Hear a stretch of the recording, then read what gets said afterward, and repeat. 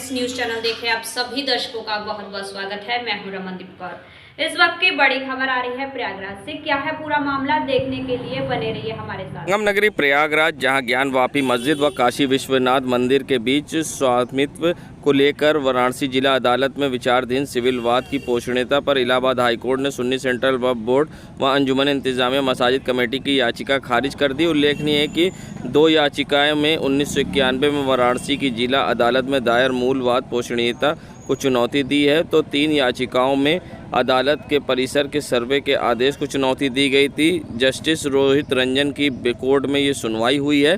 साथ ही कोर्ट ने 6 महीने का ट्रायल पूरा करने का आदेश दिया है और कहा है कि ये जो विवाद है ड्यूल मॉडल होने के कारण ये वर्शिप एक्ट में नहीं लागू होता है। और क्या कुछ कहा है, इस पर सुनाते हैं वकील का क्या कहना है।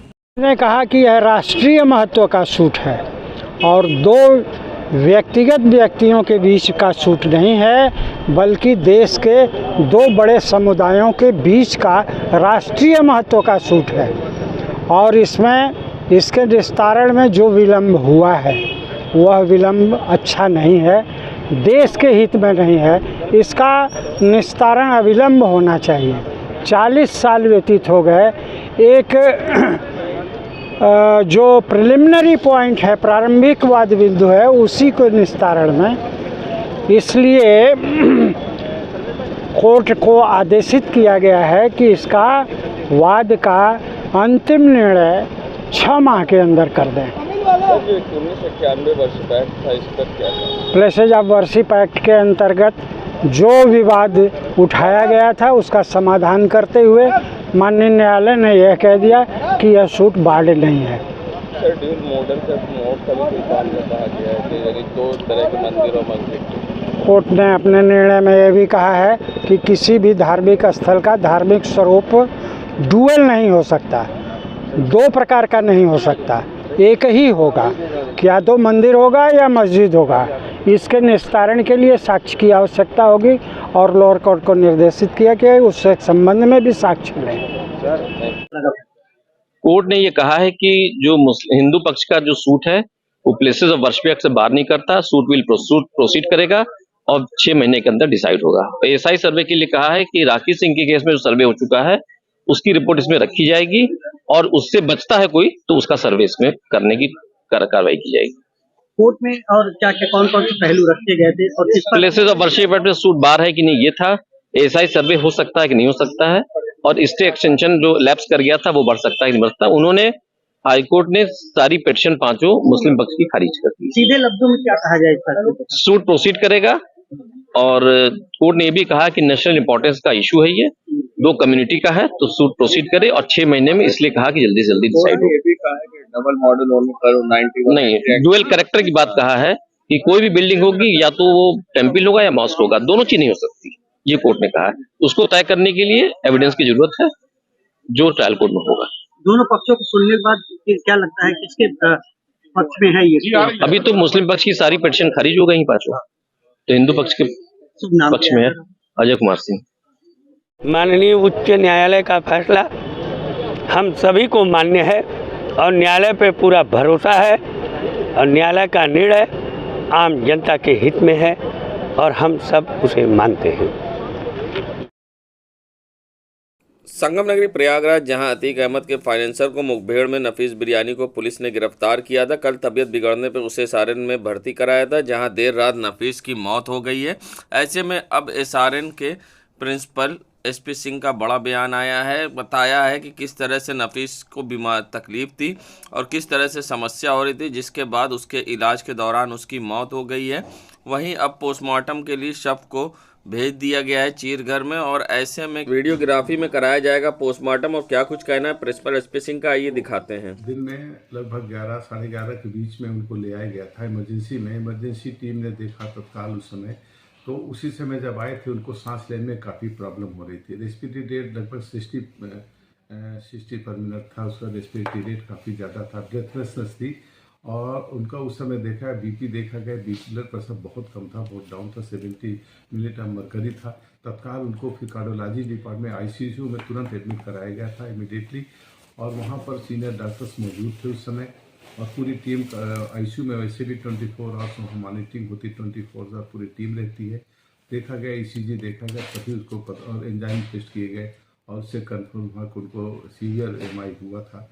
और साथ में इसके बाद उनको लेफ्ट वेंट्रिकुलर फेल्योर भी था, कार्डियक फेल्योर, जिसके कारण पल्मोनरी एडमा था। इसी कारण से उनको सांस लेने में प्रॉब्लम थी। ऑक्सीजन सैचुरेशन भी बहुत कम था, ऑक्सीजन सैचुरेशन मात्र 70% था। और ब्लड प्रेशर की दवाई, फिर इस पूरा ट्रीटमेंट पूरी टीम के द्वारा सब मेरी लगातार मेरी बात हो सभी से हो रही थी। कार्डियोलॉजी से 2-3 हमारे कार्डियोलॉजी अलग सभी से बात हुई, तो उसमें कोशिश किया पूरी तरह से कि ब्लड प्रेशर किसी तरह मेंटेन हो। ऑक्सीजन सैचुरेशन ऑक्सीजन देने के बाद उनका 80-85% तक पहुंचा था। इसके बाद भी देर रात तक उनको ऑक्सीजन सैचुरेशन कम होने लगा, तो उनको बाईपैप सपोर्ट पर रखा गया। अल्टीमेटली फिर उनको 12 बजे के आसपास उनको वेंटिलेटर सपोर्ट पर रखा गया। और पूरी टीम अपनी पूरी कोशिश किया, क्योंकि आईसीयू वहाँ इंटेंसिव के यूनिट में तो ऑलरेडी सभी लोग उसमें मौजूद रहते हैं, 24 आवर्स मॉनिटरिंग कर रहे थे, बेस्ट एफर्ट किया, लेकिन 1 बजे के आसपास उनको डेथ हो गई थी। सर, अगर पोस्टमार्टम की जो कार्रवाई है वो कैसे पूरी की जाएगी? उसमें उसके टीम सीएमओ के द्वारा टीम गठित कर दी गई है और उनके द्वारा वो किया जाएगा। उसको वीडियोग्राफी भी की जाएगी, उनको पोस्टमार्टम को किया जाएगा, जिससे कि उसमें भी पता लग सके। वैसे उनको तो हमारे जो टेस्ट हैं जो मौजूद थे, उससे उनको तो कंफर्म नहीं है कि उनको कार्डियक इन्फार्क्शन हुआ था। सर, जेल प्रशासन की द्वारा ये भी कहा गया था कि उनको अस्थमा की भी प्रॉब्लम थी, तो क्या ये भी इस हार्ट अटैक का एक कारण हो सकता है? हार्ट अटैक का वो देखिए, इस समय हार्ट अटैक एज के बाद ये ब्लड प्रेशर की पहले से हो सकता बीमारी रही हो, लेकिन ये तो जांच के बाद और पुराना हिस्ट्री देखा जाएगा कि क्या और बीमारियां थी। लेकिन जिस समय आए थे उस समय उनको सीवियर मायोकार्डियल इन्फार्क्शन हुआ था और साथ में कार्डियक फेल्योर पे थे, जिसके कारण उनको सांस लेने में प्रॉब्लम थी। Thank you sir.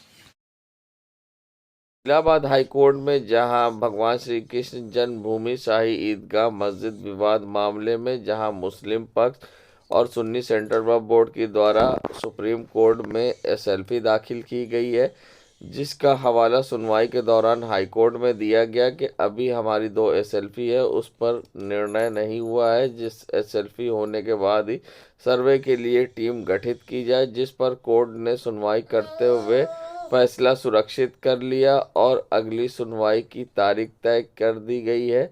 वहीं अब इस मामले में 11 तारीख को सुनवाई होगी और ऐसे में क्या कुछ कहना था अधिवक्ताओं का हिंदू पक्ष के इस पूरे मामले पर, आइए दिखाते हैं। ईदगाह में मुख्य वादी के साथ भगवान केशव देव जी 6 नंबर के वादी हैं, तो व्यक्तिगत कोर्ट ने कहा था आने के लिए। हम लोग नियमानुसार कानून के तहत पास बनवा के माननीय न्यायालय में लेके गए थे। भगवान जी को उन्होंने उपस्थिति मान ली है और अब माननीय न्यायालय ने आदेश सुरक्षित रख लिया है। क्या तो मुस्लिम पक्ष के लोगों ने क्या मुख्य पक्ष कह रहे थे कि सुप्रीम कोर्ट में हम लोग किया जो उनका खारिज हो चुका है 15 तारीख को ही। एसआई सर्वे को लेकर क्या? एसआई सर्वे के लिए हमने सभी तथ्य वहाँ पे रखे हैं। हमने कहा है कि ये लोग, इनके ऊपर एफआईआर दर्ज हो गई है, मुकदमा चोरी का कनेक्शन फर्जी इन्होंने लगाया था, ये कुछ भी गड़बड़ी कर सकते हैं, हिंदू प्रतीक चिन्ह हटा सकते हैं, ओम नमो भगवते वासुदेवा जो मंत्र लिखे इनको हटा सकते हैं, इसलिए वहाँ पे सर्वे होना आवश्यक है। कमेटी के गठन के लिए माननीय न्यायालय ने सुरक्षित फैसला, आप देखो क्या न्यायालय करता है। हमारे तथ्य सुने, उनके भी सुने, जो माननीय न्यायालय देगा हम स्वीकार करेंगे, स्वागत करेंगे। माता शाकुंभरी पीठाधीश्वर भृगुवंशी आशुतोष पांडे, मुख्यवादी श्री कृष्ण जन्मभूमि बनाम शाही मस्जिद ईदगाह, भगवान ठाकुर केशव देव जी वादी नंबर 6 और सभी वादी उपस्थित हैं। आज इसमें कोर्ट कमीशन गठित होना था, लेकिन उन्होंने जाने के लिंगर ऑन करने के लिए एप्लीकेशन मूव की यहाँ पर, और शाही ईदगाह पक्ष ने और सुन्नी वक्फ बोर्ड ने। और उन लोगों का कहना यह है कि पहले हमारी 2 एसएलपी सुप्रीम कोर्ट में पेंडिंग है, उनका निस्तारण हो जाए, तब तक के लिए इसको रोक दिया जाए। हमने कहा कि इनकी जो एसएलपी हैं उन पर कोई स्टे नहीं है, स्टे नहीं है तो ऑपरेशन रोकने का कोई औचित्य नहीं बनता है, लिहाजा ये लिंगर ऑन करना चाहते हैं, सर्वे को रोकना चाहते हैं। तो माननीय न्यायालय ने दोनों पक्षों को सुनने के बाद ऑर्डर को रिजर्व कर लिया है, और ऑर्डर अब क्या आएगा अभी न्यायालय ने उसको बताया नहीं, जब टीम गठित नहीं हुई है, क्योंकि अभी ये पहले ये एप्लीकेशन डिसाइड होगी, माननीय न्यायालय का जैसा आदेश है कि ये एप्लीकेशन डिसाइड होगी, इस एप्लीकेशन के डिसाइड होने के बाद ही अग्रिम कार्रवाई शुरू होगी। लग रहा है कि होटल गई है, अब एप्लीकेशन के निस्तारण में लग गई है और उसका डिस्पोजल के बाद ही कुछ आगे बढ़ पाएगा। तो क्या लगता है इस पे कब अगली तारीख? देखिए अभी माननीय न्यायालय आदेश करेंगे, अभी पता चल जाएगा, ऑर्डर भी आएगा और डेट भी आ जाएगी। अभी डेट प्रतीक चिन्ह मिटाने के भी आप लोग ने तर्क रखे? हाँ, हमने रखे थे कि प्रतीक चिन्हों को मिटाया जा रहा है। वहाँ पर जिस तरह से ओम है, कमल है, उनको हटाने का प्रयास किया जा रहा है, तो उन सब का भी हमने हवाला दिया। लेकिन माननीय न्यायालय ने कहा कि पहले इसका डिस्पोजल होगा, देन आगे फिर। हाँ, काशी नगरी वाराणसी से प्रधानमंत्री नरेंद्र मोदी ने हरी झंडी दिखाकर वंदे भारत को रवाना किया, तो वहीं प्रयागराज तीर्थ नगरी में इसका भव्य स्वागत किया गया। वंदे भारत अब काशी, प्रयागराज, कानपुर होते हुए देश की राजधानी दिल्ली पहुंचेगी। ऐसे में इस बार वंदे भारत में हाईटेक व्यवस्था की गई है। Hi tech pantry car, defreezer, freezer और यहाँ पर किचन बनाया गया है। हर कोच के सेंटर पर यहाँ किचन है, तो साथ ही ऐसे में चेयर भी मूविंग है, जहाँ अगर आप फैमिली के साथ है तो एक दूसरे के सामने बैठकर बात कर सकते हैं। ऑटोमेटिक डोर्स हैं, तो साथ ही पायलट से डायरेक्ट कोऑर्डिनेट करने के लिए यहाँ पर इक्विपमेंट लगाए गए हैं कि अगर कोई समस्या होती है तो डायरेक्ट आप पायलट से बात कर सकते हैं। ऐसे में छात्रों में भी उत्साह देखने को मिला, छात्र गाना गाते हुए दिखाई दिए। और क्या कुछ कहना था ट्रेन के टीटी और लोगों का, ये दिखाते हैं। उपकरण लगे हुए हैं और पैसेंजर को ज़्यादा सुविधाएं हैं। आपको हर स्टेशन की आने वाले को किलोमीटर से दिखाएंगे कितनी देर बाद कौन सा स्टेशन आता है।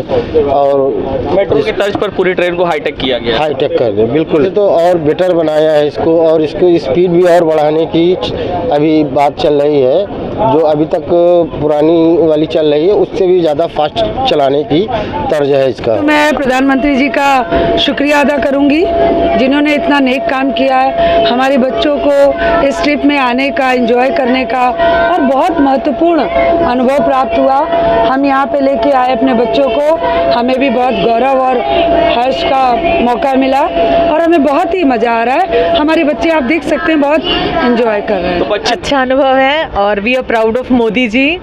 तो हर मिनट हमारी शुभकामनाएं उनको रहती हैं और बहुत ही अच्छा लग रहा है। भगवान श्री कृष्ण जन्मभूमि शाही ईदगाह मामले में जहां सर्वे को कोर्ट ने मंजूरी दी थी, जिसके बाद से अब हिंदू पक्ष के लोगों की प्रतिक्रिया आने लग गई है और साथ ही उन्होंने कोर्ट के फैसले का स्वागत भी किया है। तो साथ ही उनका कहना है कि जिस तरह से सर्वे को मंजूरी दी थी, मुस्लिम भाइयों को बड़ा दिल दिखाना चाहिए। और क्या कुछ कहा है उन्होंने इस पूरे मामले पर, आइए दिखाते हैं। कोर्ट के इस निर्णय का स्वागत करता हूं। सैकड़ों वर्षों से हिंदू समाज जिस न्याय की लड़ाई के लिए परेशान था, लड़ रहा था, संघर्ष कर रहा था, कोर्ट ने हिंदुओं की भावनाओं को समझा और न्याय के पक्ष में उन्होंने अपना फैसला सुनाया है। मैं अपने सभी मुस्लिम भाइयों से, भारत के मुस्लिम भाइयों से निवेदन करता हूँ, अपील करता हूँ, अपना बड़ा दिल दिखाते हुए इसमें पूरा सहयोग करें और हिंदुओं के साथ न्याय करें। मेरा नाम जितेंद्र निषाद बजरंगी है। मैं तो कोर्ट पे बहुत बड़ा मतलब उनका एहसानमंद हूँ कि जो उन्होंने फैसला सुनाया बहुत अच्छा सुनाया है। और मैं अपने भारत के जितने भी मुस्लिम भाई हैं और जितने भी हिंदू भाई हैं, मैं उनसे ये निवेदन करना चाहता हूँ कि बिल्कुल जो कोर्ट पे है, जो कोर्ट का निर्णय मिल रहा है हम लोगों को या सभी देशवासियों को, वो बहुत सही और बहुत अच्छा मिल रहा है। इसमें किसी भी प्रकार का कोई विवाद बीच में ना करें और सब कोई आपस में प्रेम भावना मिला करके रहें, एक दूसरे की मतलब इज्जत को समझें, एक दूसरे के भाव को समझें, एक दूसरे की मानवता को समझें। यहाँ हर इंसान जो है जन्म लिया है इंसानियत का, और जात और बिरादरी कोई काम नहीं देती है, ना साथ देता है। नाम मेरा राजकुमार सिंह राठौर, ग्राम संगम नगरी प्रयागराज में उस समय हड़कंप मच गया जब कैंट थाना क्षेत्र के राजापुर इलाके में कपड़ा व्यापारी के साथ कुछ दबंगों ने मारपीट की। आप देख सकते हैं किस तरह से दुकान में घुसकर दबंग दुकानदार पर हमलावर हो गए और एक नहीं कई लोग थे जिन्होंने बुरी तरह से मारपीट की है। काउंटर से खींचकर मारपीट करते नजर आए और पूरी घटना सीसीटीवी में कैद हो गई और अब सीसीटीवी घटना का सोशल मीडिया वायरल हो रहा है। बता दें, दबंग जिस तरह से दुकान में घुसते हैं और साथ ही दुकानदार को काउंटर से खींचकर मारते हुए उसे बाहर ले जाते हैं, जिसकी पूरी घटना अब सीसीटीवी में कैद हो गई है। जहां पुलिस कमिश्नरेट प्रयागराज में दबंगों के हौसले बुलंद हैं और साथ ही नियम कानून को ताक पर रखकर धज्जियां उड़ाते हुए जहां दबंग मारपीट करते दिखाई दिए हैं। अब देखना होगा पुलिस इन पर किस तरह की कार्रवाई करती है। तत्काल जिसकी सूचना दुकानदार ने पुलिस को भी दी है। फिलहाल सोशल मीडिया पर वीडियो अब तेजी से हो रहा है वायरल। देश दुनिया की खबरों के लिए world media times news channel को सब्सक्राइब करें।